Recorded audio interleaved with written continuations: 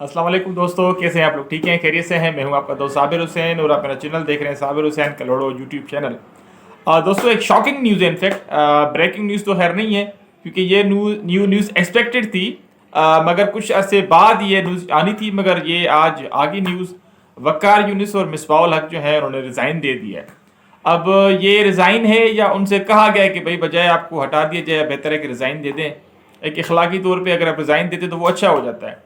तो मगर ये जो टाइमिंग है ये कहीं ना कहीं पे ये थोड़ी सी दुरुस्त नहीं है, क्योंकि आप अभी वर्ल्ड T20 खेलने जा रहे हैं। उससे पहले आप इंग्लैंड से 2 T20 खेलेंगे। उससे पहले आप न्यूजीलैंड के खिलाफ आपकी होम सीरीज या 18 साल बाद न्यूजीलैंड जो है वो आपको टूर कर रही है पाकिस्तान का। 5 ODIs और 3 T20s, तो उसकी भी टीम सेलेक्ट अनाउंस की गई है।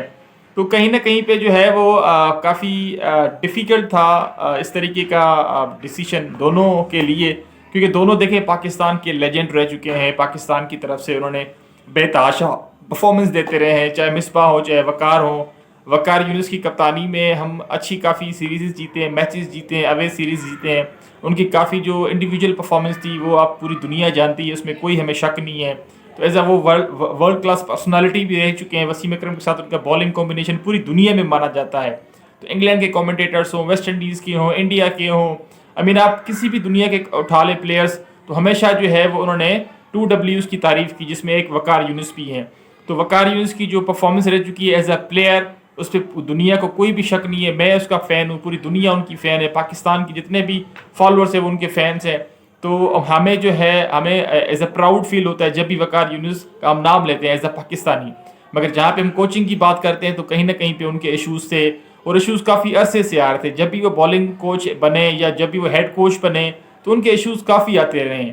पहले हम वकार यूनिस की अगर बात करें तो जब वो नए जब पहली दफ़ा कोच बने थे तो उनके काफ़ी देखें इश्यूज आ रहे थे। अब पिछले जितने भी 2009 का टेन्योर उठा के देख लें आप, उसके बाद 11 में आप देख लें, तो देखें सीनियर प्लेयर्स के साथ उनकी काफ़ी इश्यूज आ रहे थे। क्योंकि कहीं ना कहीं भी हमारे पाकिस्तानी कल्चर में थोड़ा सा ये प्रॉब्लम है कि आप जिनके साथ खेले हैं आप उनको क्या गाइड कर सकते हैं, उनको आप कोच नहीं कर सकते। तो हमारे यहाँ कहीं ना कहीं पे थोड़ा सा वो ईगो फैक्टर आ जाता है, तो जिसका नुकसान एज अ टीम होता है। पूरी दुनिया हम पे हंसती है, मगर हम बाकी कंट्रीज को देखें, जितनी भी बाहर की कंट्रीज, ऑस्ट्रेलिया है, इंग्लैंड है, वहाँ पे जो है न्यूजीलैंड है, वहाँ पे एक्स जो प्लेयर्स होते हैं वो कोचेस आपके बन जाते हैं, मगर उनके जो है वो इस तरीके के इश्यूज नहीं आते। वो एज अ टीम होके काम करते हैं, चाहे सीनियर प्लेयर्स हों, आपके जितने बेशक कोचेस क्यों ना हो, बेशक आप उनके खेले क्यों ना हो।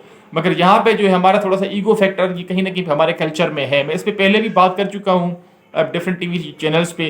तो मगर कहीं ना कहीं पे ये प्रॉब्लम्स हैं। अब हम हमारे जो जितने पाकिस्तान की जो सीनियर क्रिकेटर्स हैं उन्होंने भी कहीं ना कहीं पे वकार यूनिस की कोचिंग के ऊपर क्वेश्चंस उठाए थे, क्योंकि क्रिकेटर्स कहते हैं, कोचेस कहते हैं कि जी कोचिंग एज अ एक प्रोफेशनल जॉब है, इसकी डिफरेंट एक लेवल्स होती है, तो उनको आपको करना पड़ता है। तो कहीं ना कहीं पे वकार उन पर पूरा नहीं हो रहे थे। मगर बेशक और ये तो एक आर्ग्यूमेंट है, मगर जो पर्सनालिटी कहीं ना कहीं पे जिस तरीके की वकार की पर्सनालिटी है, तो उसमें कहीं ना कहीं पे थोड़े से इश्यूज आ रहे थे। ये प्लेयर्स का कहना है, ये हम तो एज अ जज नहीं कर सकते, मगर जो हम देखते हैं जो डिफरेंट जो प्लेयर्स उनके बारे में सोशल मीडिया पे कहते रहे हैं, जो उनके अंडर खेले हैं, जो उनके साथ खेले हैं, या उनको जो जो एज ए कोच उनके साथ वकार ने काम किया है, तो वकार यूनिस के काफ़ी कंसर्न्स थे। तो उसमें मुख्तलिफ प्लेयर्स ने मुख्तलिफ टाइम पे भी कहा, जो उनके साथ खेले हैं प्लेयर्स उन्होंने भी इस पर काफ़ी ऑब्जेक्शंस उठाए। तो देखें हॉट वाटर पे तो वकार यूनिस ऑब्वियसली थे, मगर हैट्स ऑफ टू हिम कि उन्होंने जो है वो अपने डिफरेंट टेन्योर को जो है वो कंटिन्यू करते गए। उन्होंने रिज़ाइन भी दिया 2011 में, मुझे याद है उन्होंने रिज़ाइन दिया था। तो हमारे जो है वो जो चेयरमैन साहब से उनसे मिलना भी नहीं चाह रहे थे। उन्होंने फिर प्रेस कॉन्फ्रेंस की थी, काफ़ी वो डिसहार्ट भी थे। उन्होंने ये भी कहा था कि जी मैं तो पैसे भी नहीं लेता, जो जो मेरी रिमेनिंग जो कॉन्ट्रैक्ट आपके पैसे होते हैं वो भी उन्होंने कहा था मैं नहीं लेता। सोशल मीडिया पे उन्होंने कहा था प्रेस कॉन्फ्रेंस में। तो देखिए उनकी हमें क्रेडिबिलिटी पे कोई शक नहीं है, मगर कहीं ना कहीं पे उनके इश्यूज थे, चाहे मोहम्मद आमिर का इशू हो, चाहे डिफरेंट एक्स जो प्लेयर्स हैं उनका इशूज हो। तो उन्होंने डिफरेंट टाइम पे बैकआउट आके किया। शुएब अख्तर को सेमीफाइनल में 2011 में ना खिलाना, वो भी कहीं ना कहीं पे थोड़ा सा एक वो डिसीजन ठीक नहीं था। और उसके बाद अब शाहिद अफरीदी के एज ए कैप्टन जब वो थे, अब 2010 में जब वो कैप्टन थे, तो उनकी कैप्टनसी में भी काफ़ी ज़्यादा इश्यूज आए थे वकार यूनिस की कप्तानी के साथ। तो कहीं ना कहीं पे प्रॉब्लम्स तो थे।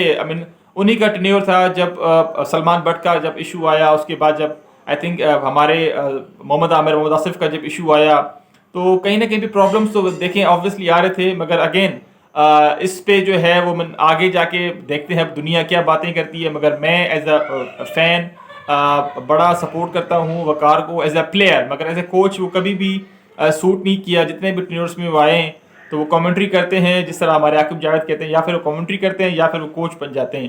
اگر اتنے ہی اچھے کوچز ہمارے ہوتے تو کیوں نہ ان کو دوسری کنٹریز کیوں نہیں پک کرتی. شان ٹیٹ جو ہے وہ آسٹریلیا کے بالر، ان کو افغانستان پک کر لیتا ہے. ڈفرنٹ جو کھلاڑی جو بھی ریٹائر ہوتے ہیں ان کو ڈفرنٹ کنٹریز پک کر لیتی ہیں. تو کہیں نہ کہیں پہ qualification as a coach different levels اور آپ کی جو پرسنالٹی میں کہیں نہ کہیں پہ آپ کا تھوڑا سا ٹھہراؤ آنا چاہیے. آپ ہر پلیئر کو آپ پلیئر ٹو پلیئر آپ ٹریٹ کریں تو زیادہ اچھا ہوتا ہے. اظہر محمود کی مثال آپ کے سامنے ہے. اظہر محمود اور مکی آتھر کا کمبینیشن کافی اچھا تھا. اس کے بعد ہم مصباح کی بات کریں. اب good luck to Waqar Younis for his future assignments. اور انہوں نے جو ہے وہ ابھی ریسنٹلی ویسٹ انڈیز میں جو کوارنٹائن ہوا تو کووڈ-19 کا بھی ایک یہ افیکٹ ہے کہ جی کووڈ-19 کی وجہ سے آپ کوارنٹائن ہوتے ہیں، آپ اکیلے بیٹھے ہوتے ہیں، آپ فیملی کے ساتھ نہیں ہوتے، تو کہیں نہ کہیں پہ آپ کے دماغ میں خیالات آتے ہیں کہ چلے بھائی اب ہم استعفیٰ دے دیتے ہیں، ریزائن دیتے ہیں، فیملی کو ٹائم دیتے ہیں. فیملی آبویسلی ایک پرائرٹی ہے، مگر ایز اے کنٹری آپ ایک ملک کے اگر آپ کوچ ہیں کسی بھی کرکٹ ٹیم کے تو آپ کو آئی تھنک یہ ورلڈ T20 جتوا کے ریزائن دینا چاہیے تھا. تو آئی تھنک زیادہ اچھا ہوتا، تو آپ کے اچھے الفاظوں میں آپ کو یاد کیا جاتا. تو یہ تو ایک بڑی ڈبیٹ ہے کہ اگر آپ اتنے حب وطن ہیں تو آپ کو آئی تھنک ورلڈ T20 جتوا کے جانا چاہیے تھا. تو good luck Waqar Younis, thank you so much for your services. اس کے بعد بات کرتے ہیں مصباح الحق کی. مصباح الحق ایز اے پلیئر پاکستان کی بڑی سروسز رہ چکی ہیں. مصباح الحق کی as a captain, as a player بڑے مشکل وقت میں جو ہے وہ ایز اے پاکستان کے کیپٹن بنے تھے. اور ان کے کافی پلینگ جو کیریئر کے جو ان کے سال تھے وہ بھی کچھ ضائع ہوئے، مگر اس کے بعد وہ 2007 میں واپس آتے ہیں. ورلڈ T20 میں جو ہے وہ پاکستان فائنل تک پہنچتا ہے. فائنل میں انفارچونیٹلی پاکستان ہار جاتا ہے. مصباح کو ایک تو یاد کی جاتا ہے کہ جی غلط شاٹ انہوں نے مارا اور ہم T20 ہار گئے. نہیں، مصباح کی اچھی پرفارمنس رہی ہے. اس کے جو ورلڈ T20 کا جو 2007 کا تھا اس میں کوئی ہمیں شک نہیں ہے. اس کے بعد جب کیپٹن وہ بنے تھے تو کافی ڈیفیکلٹ پوزیشن تھی، پاکستان کی سچویشن تھی. اسپاٹ فکسنگ کے کیسز چل رہے تھے. محمد عامر کا کیس تھا، سلمان بٹ تھے، محمد آصف تھے، اور کچھ پلیئرس کے تھے. مگر اس ٹائم پہ آ کے انہوں نے ٹیم کو پراپر بلڈ کیا، کچھ پلیئرس کو لے کے آئے، ODIs میں کچھ پرفارمنس دی. ہم انگلینڈ میں اچھا کھیلے، اس کے بعد نیوزی لینڈ میں کچھ ہم نے ODIs اچھے کھیلے. اس کے بعد ہم آتے ہیں مصباح کی ٹیسٹ کیپٹنسی پہ. ان کی اپنی انڈیویجول پرفارمنس کافی اچھی رہی، مگر کہیں نہ کہیں سے جو مائنڈ سیٹ تھا پاکستانی عوام کا کہ جی ٹک ٹک ٹک والا جو تھا ایلیمنٹ وہ کہیں نہ کہیں پہ مصباح میں تھا. وہ اپنی پرفارمنس پہ تو وہ کرتے تھے، مگر ان کا جو آرگومنٹ تھا مصباح کا، میں نے سوشل میڈیا پہ دیکھا تھا کہ جی اگر آپ کے 4 وکٹیں آپ کی 10 رن پہ گر جاتی ہیں یا 5 کھلاڑی آپ کے 35 پہ گر جاتے ہیں تو پھر میں آ کے کیا کروں، میں نے آ کے ٹک ٹک ہی کرنی ہے. تو یہ بھی ان کا ایک آرگومنٹ ہے کہ اگر آپ ٹاپ آرڈر پرفارمنس نہیں دیتا تو مجھے آ کے پھر اوور پورے کھیلنے پڑتے. تو یہ بھی ان کا ایک آرگومنٹ ٹھیک ہے، مگر کہیں نہ کہیں سے وہ جو ان کا اپنا انڈیویجول مائنڈ سیٹ تھا وہ ایز اے کوچ وہ ٹیم پہ کہیں نہ کہیں پہ امپوز ہوتا گیا آہستہ آہستہ. اس کی پرفارمنس پاکستان کی آپ دیکھتے رہیں تو کہیں نہ کہیں پہ ہم تھوڑا سا 80s 90s کی کرکٹ میں چلے گئے تھے کہ ہم 350 350 کی آج کل کرکٹ ہو رہی ہے دنیا میں، 450 کی ODIs میں ہو رہے ہیں 50 اوور میں. تو کہیں نہ کہیں پہ ہم اس کو لیول کو میٹ نہیں کر رہے تھے، جس کی وجہ سے آئی تھنک ڈفرینٹ جو کامنٹیٹرس ہیں، ڈفرینٹ جو ریناؤنڈ کرکٹرس ہیں، ان کے آئی تھنک یہ کنسرنس آ رہے تھے کہ پاکستان جو ہے اس لیول آف برانڈ کا جو کرکٹ ہے وہ نہیں کھیل رہی جو آج کل مختلف ٹیمیں کھیل رہی ہے. انگلینڈ کھیل رہی ہے، نیوزی لینڈ کھیل رہی ہے، انڈیا کھیل رہی ہے، دوسری مختلف ٹیمیں کھیل رہی ہے. تو پاکستان کہیں نہ کہیں پہ لیک کر رہا تھا. تو یہ کہنا تھا کہ شاید مصباح کی کوچنگ کی وجہ سے جو پلیئرس کا جو مائنڈ سیٹ ہے وہ تھوڑا سا ڈیفینسو ٹائپ ہو گیا ہے. تو خیر مصباح کی جو مکی آتھر برے نہیں تھے، اچھے تھے. سرفراز اتنے برے نہیں تھے، بہت اچھے تھے. چاہے T20 ہو، چاہے ٹیسٹ میچز ہوں.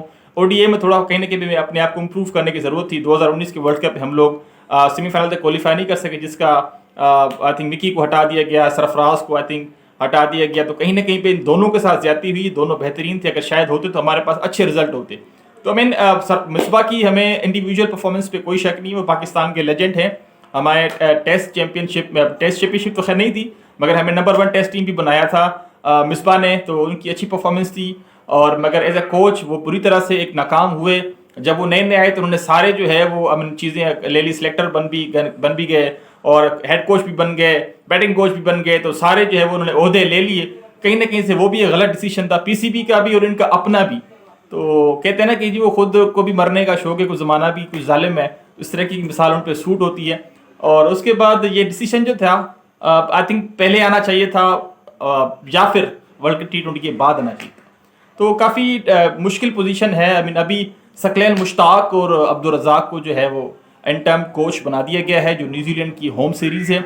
अब देखते हैं कि इनकी परफॉर्मेंस किस तरीके से जज की जाती है, जो या फिर लॉन्ग टर्म में जो है पाकिस्तान के जो अभी नए चेयरमैन आ रहे हैं रमीज़ हसन राजा, तो उनकी आई थिंक जो एक थिंकिंग है शायद वो कहीं ना कहीं पे जितना मैं अंडरस्टैंड करता हूँ उनकी रमीज़ राजा की थिंकिंग को शायद वो थोड़ा सा जो बाहर के फॉरेन कोच हैं उनको शायद तरजीह दी जाएगी, क्योंकि हमारे कल्चर में कहीं ना कहीं पे जो लोकल कोचेज़ हैं उनका आई थिंक थोड़ा सा ईगो का प्रॉब्लम ये मेरी नज़र में है। तो आई माइट बी रॉन्ग, मगर जितने भी हमारे क्रिकेटर्स हैं, जो भी कोच बने हैं, हम सबकी रेस्पेक्ट करते हैं और लेजेंड है हमारे, तो मगर हमारे यहाँ कहीं ना कहीं पे प्लेयर्स के साथ थोड़ा सा ये प्रॉब्लम आता है। चाहे अभी इनफैक्ट प्लेयर्स आजकल सोशल मीडिया पे अपने कंसर्न्स शो करते हैं, तो कहीं ना कहीं पे ये भी चीज़ जो है वो आ रही है। तो इस चीज़ को भी अपने देखते हुए लॉन्ग टर्म के लिए किस तरीके की कोचिंग स्टाफ होगा, चाहे बॉलिंग कोच हो, बैटिंग कोच या हेड कोच हो, तो देखते हैं कि क्या डिसीजन आता है। तो good luck to Misbah and Waqar Younis, and good luck to Pakistan future as well. Thank you so much. अस्सलाम वालेकुम।